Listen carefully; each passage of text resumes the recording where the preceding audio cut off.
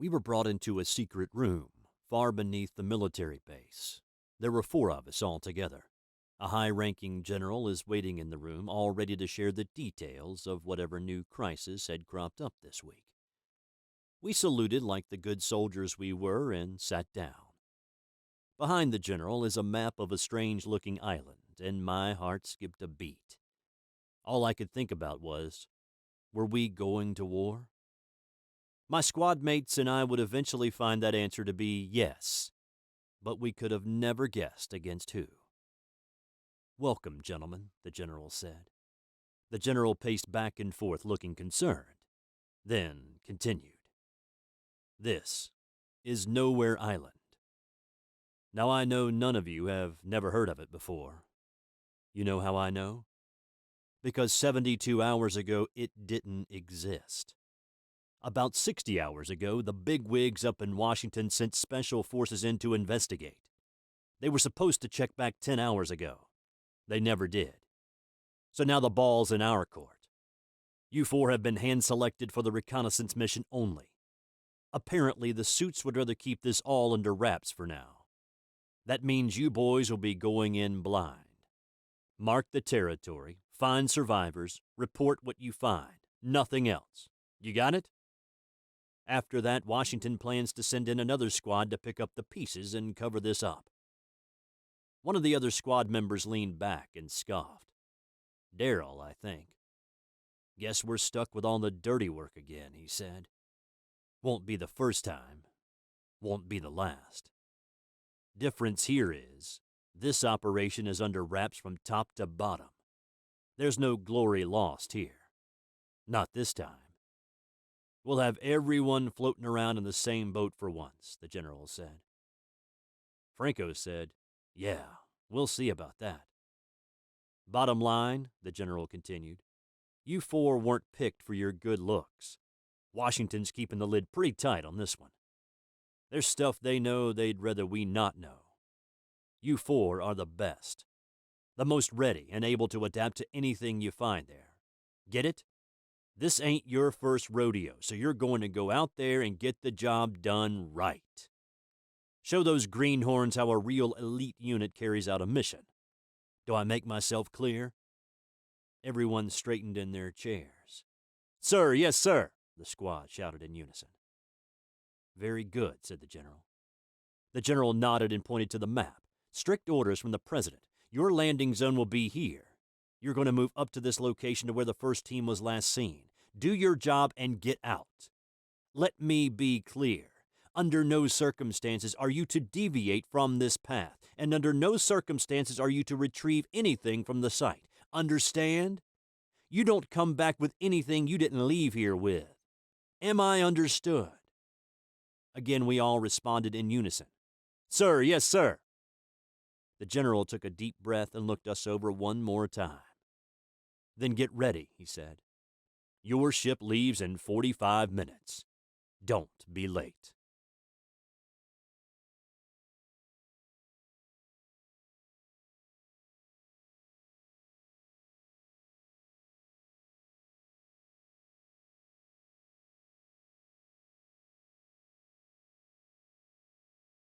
They shall feel my fury!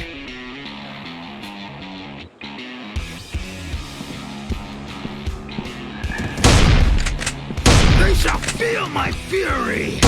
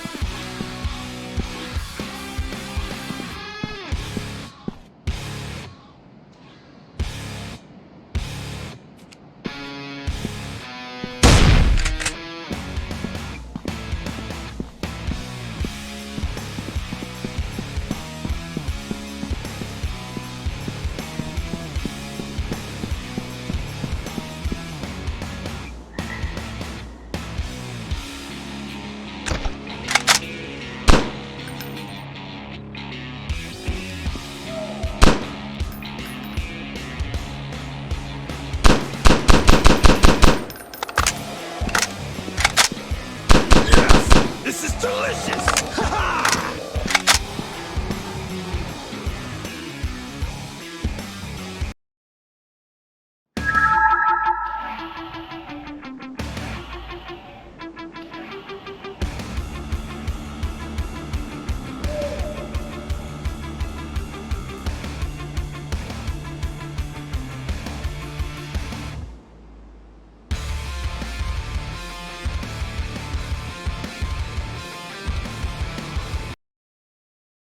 45 minutes we were off, just like the general said.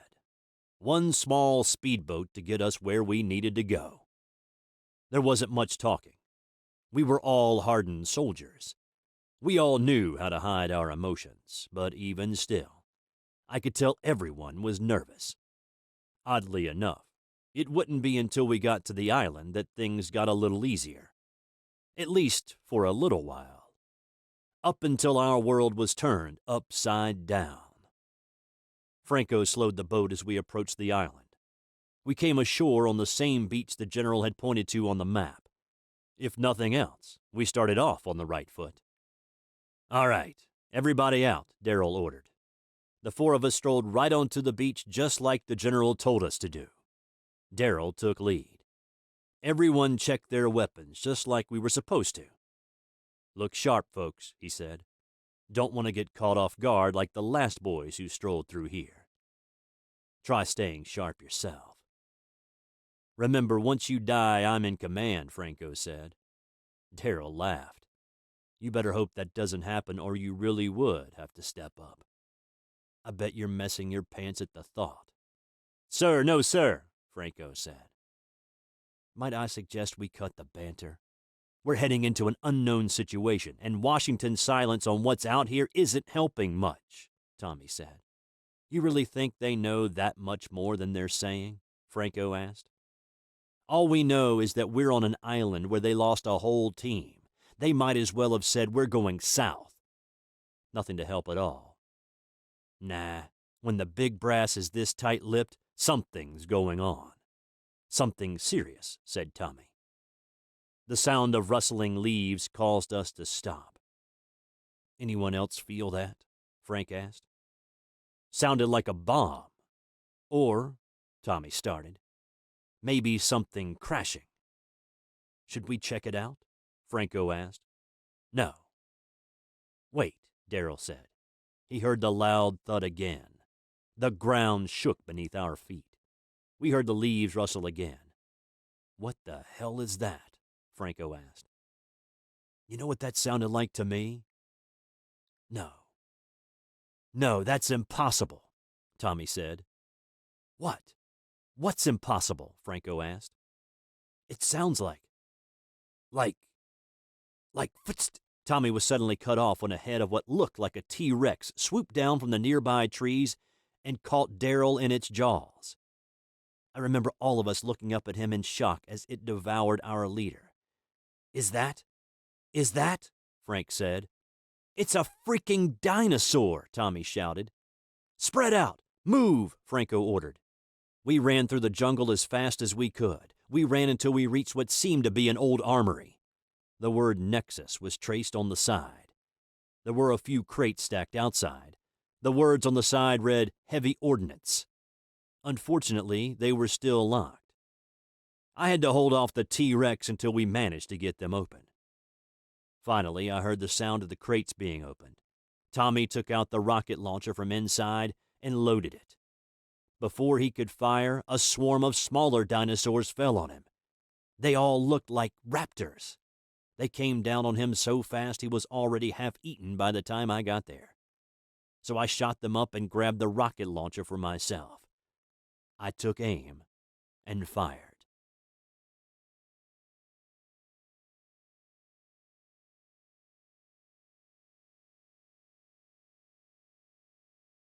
Yeah!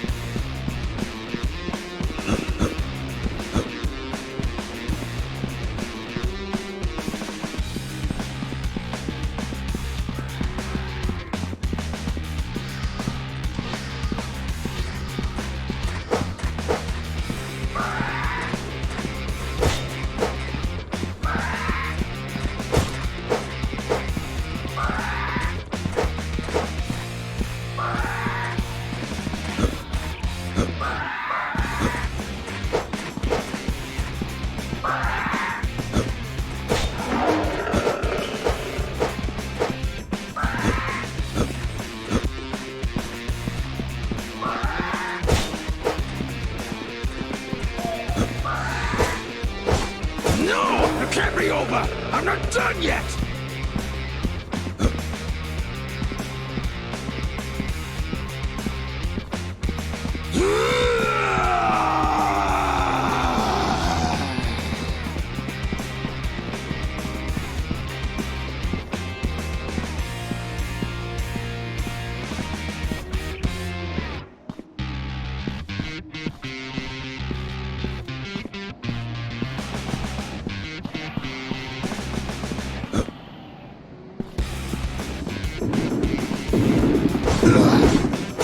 Stay back! They're all mine!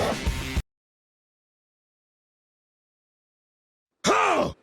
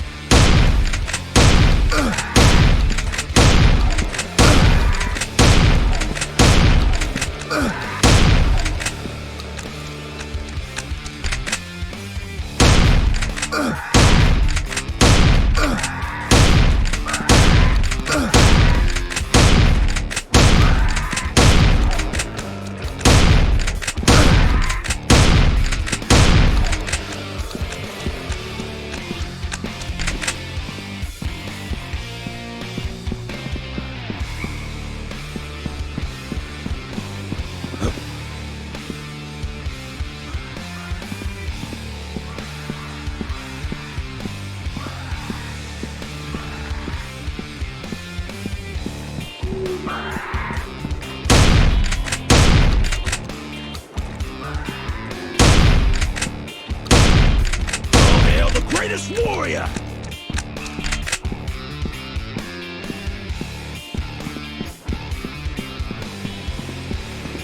Get ready for this!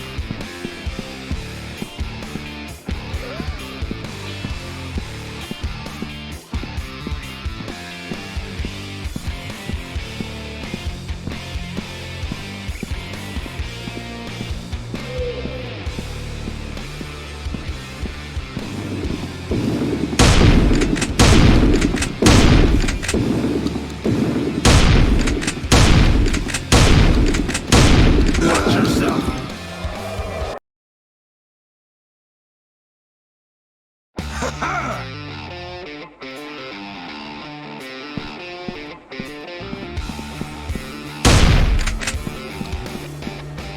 Here we go!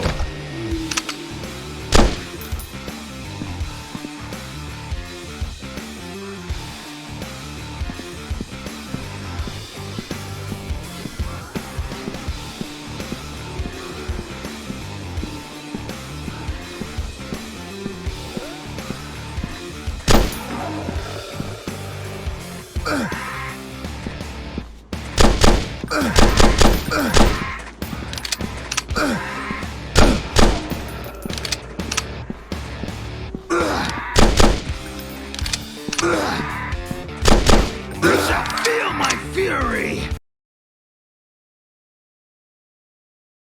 Here we go!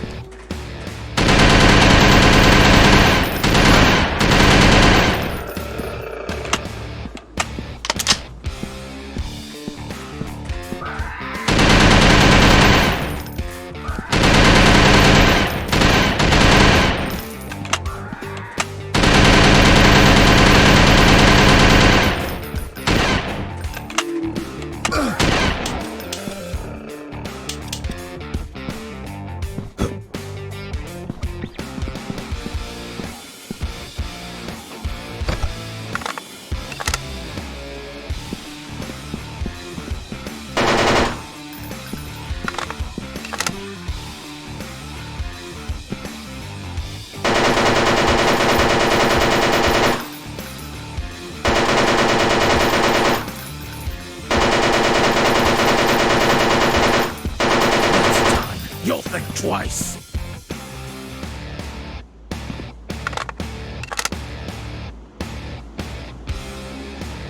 Tokara!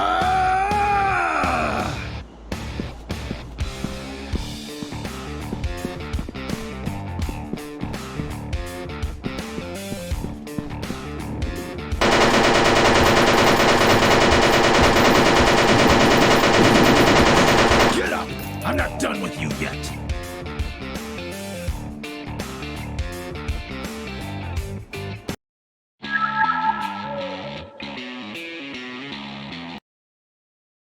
Franco is breathing heavy, trying to recover from the ordeal and make sense of what had happened. He paced back and forth in thought. What the hell was all that? A T-Rex? A swarm of raptors? Are we really on an island infested with friggin' dinosaurs? Franco asked. Franco stopped in front of the armory. And all this stuff, where did it come from? I thought no one was living on this island. Hell, I thought this island just appeared overnight. I mean, you saw the maps, the studies. This island hadn't even existed until just a few days ago. Now we find a fully stocked armory, and 2 of our team were just eaten by things that supposedly died thousands, millions of years ago. And what does this mean? Nexus. Is that some kind of organization?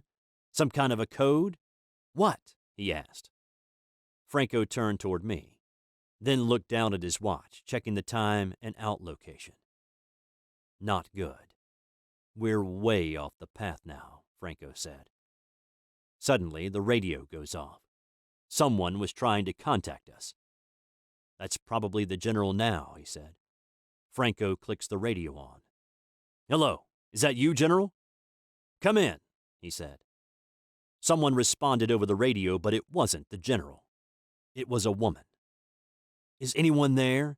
Hello, can you read me? She said. Franco gave me a look and then responded. Yeah, we read you. Who is this? Franco asked. Oh, thank goodness. Survivors. Listen, my name is Tanya. I was one of the scientists here before everything went downhill, she said. Hold on. Did you say scientist? Frank asked. Yes, that's right. I was told they were sending in help to get us out of here. But it's been a long time. I wasn't sure if anyone was coming or if anyone was left alive at all, Tanya said. Then Franco said, I'm sorry, ma'am, but how is that possible? It's true, they did send a team in some time back, but they never reported in. The big cats thought they were all dead, so they sent us in to check for surviving soldiers. We didn't know anything about no bloodthirsty dinosaurs. We didn't know anything about any projects. They didn't tell us anything. As far as we knew, this whole island just appeared out of nowhere. There weren't supposed to be any settlements here. There was a long pause. Then you're not cleared, Tanya said. It's happened before, said Franco. Another short pause came up. Hello? Tanya, you still there? He called out to her. It took a while, but Tanya eventually responded. Yes. All right. I really shouldn't do this, but seeing we're kind of in a life or death situation here, I guess I'll have to fill you in. Great. Finally, someone with some sense, Franco said. But not over the radio. Look, if you just keep heading towards the center of the island, you should come across a lab with a yellow flag out front. I'll be there, Tanya said. Yellow flag? Franco asked. Yes. Can you handle that? Tanya asked. Oh, I think we can manage, Franco said. Oh, and don't try radioing out. It won't work, Tanya said. What do you mean it won't work? Franco asked. This island is protected by a field. No radio waves in or out. It was designed that way, Tanya said. What do you mean, designed? Frank asked. Tanya sighed. Just get over here and I'll explain what I can, Tanya said. There is an audible click and she was gone. Scientists. Well, you heard the lady. Let's get going, Franco said.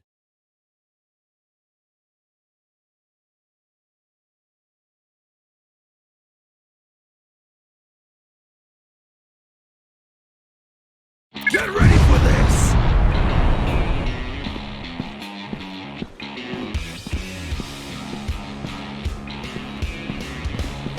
They shall feel my fury!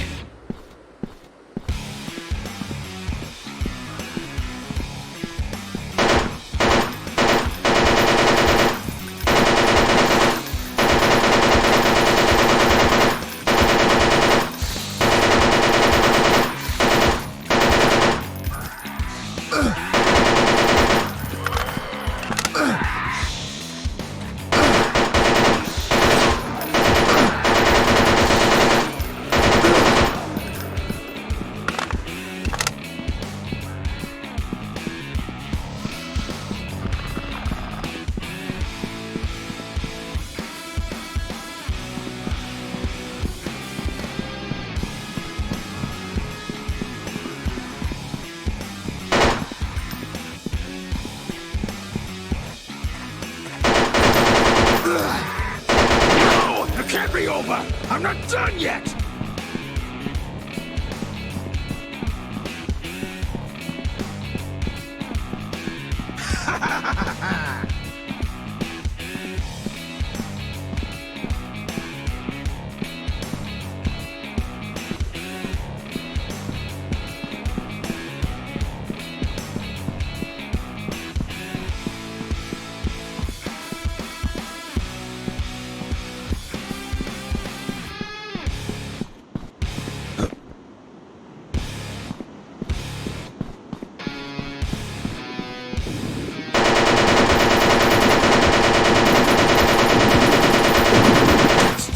You'll think twice.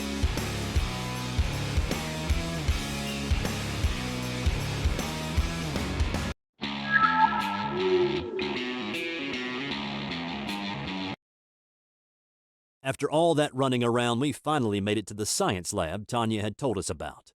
A torn yellow flag was hanging from a pole out front. I was almost relieved to see the building. Something normal in a place where madness had taken roost. Then we tugged on the doors to find it was locked. Our day went downhill from there. Franco gets the radio and contacted Tanya again. "All right, we're outside, but the door's locked," Franco said. "Oh, right, I forgot. Give me a second.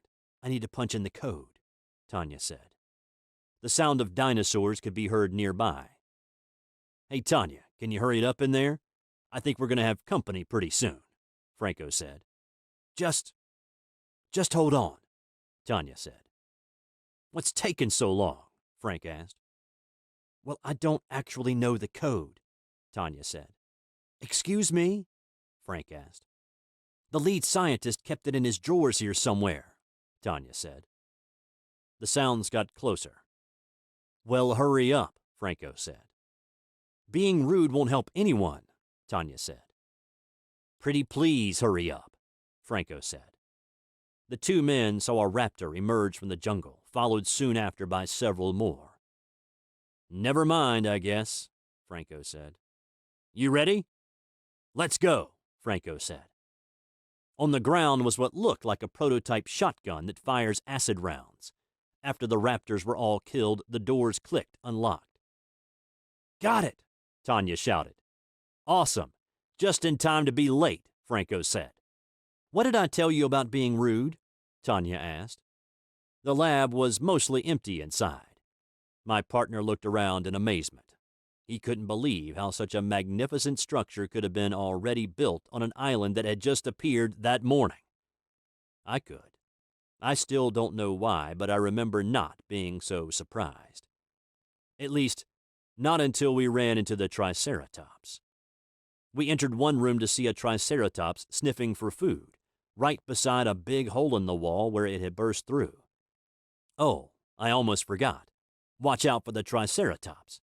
It managed to force its way in here earlier," Tanya said. "You forgot about the Triceratops?"